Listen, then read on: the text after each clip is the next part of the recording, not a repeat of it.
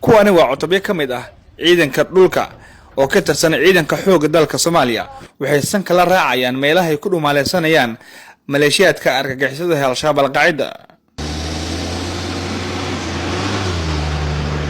waxay markaan ka ruqaansadeen deegaanka Bariire oo ka tirsan gobolka Shabeellaha Hoose iyagoo xoraan ku helay in deegaanka Beledulaamin ay maleeshiyaadka Al-Shabaab Al-Qaacida ku sugan yihiin isla markaana ay dhibaato ay ka mid tahay dhac iyo qafaalasho ay ka wadaan xilligan.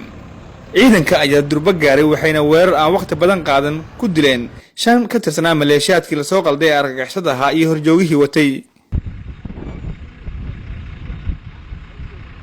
taliska ciidanka dhulka ayaa ballan qaaday in ciidanka xoogga dalka ay ka soo jeeso doonin ilaa laga sifeeyo deegaanadan.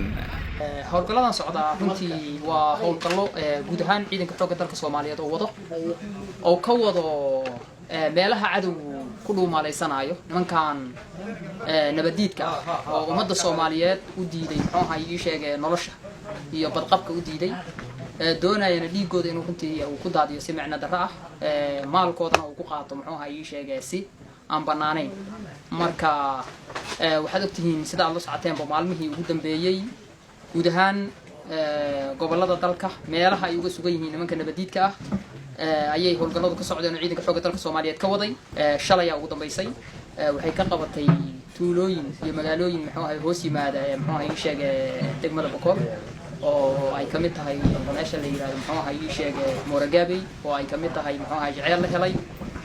cadowgana runtii muxuu ahaa ii sheegay meeshaas waxa ku gaartay dhibaato aad weyn ku gaartay dhaawac weyn ku gaaray oo muxuu ahaa ii sheegay meydadkooda iyo muxuu ahaa ii sheegay qalabkii ciidanka xoogga dalka Soomaaliyeed ay muxuu ahaa ii sheegay kala wareegeenba lagu soo bandhigay muxuu ahaa ii sheegay sida aad u socotaan baraha bulshada. dhinaca kale markaad eegto ma kala gaarno guud ahaan hal uma tiri karno laakiin qaybaha ciidanka xoogga dalka Soomaaliyeed runtii special ciidanka dhulka waxay wadaan howlo runtii ummadda Soomaaliyeed ay uga dulqaadayaan nimanka nabadiidka ah ay ku badbaadinayaan muxuu ahaa ii sheegay naftooda iyo maalkooda.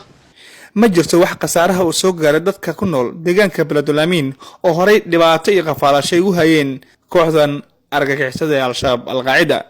deegaanada ay ciidamadu gaareen waxa ka mid ah tuulooyinka Godole iyo Beledulaamin oo hoos tagta degmada Torotoro ee gobolka Shabeellaha Hoose iyo deegaano fara badan oo ka tirsan gobolka Shabeellaha Hoose. argagixisada Al-Shabaab Al-Qaacida ayaa deegaanadan waxay dadka kaga qaadi jireen lacag baad ah taasoo ay ku baxeen ciidanka xoogga dalka kuwaasoo weli baacsanaya firxadka Al-Shabaab oo ku dhumaaleysanaya deegaanada miyiga fog ee gobolka Shabeellaha Hoose. ujeedka ugu weyn ayaa ah in shacabka si nabad ah ugu noolaadaan maadaama horay Al-Shabaab Al-Qaacida dadku ku dhibaatay jireen deegaanadan.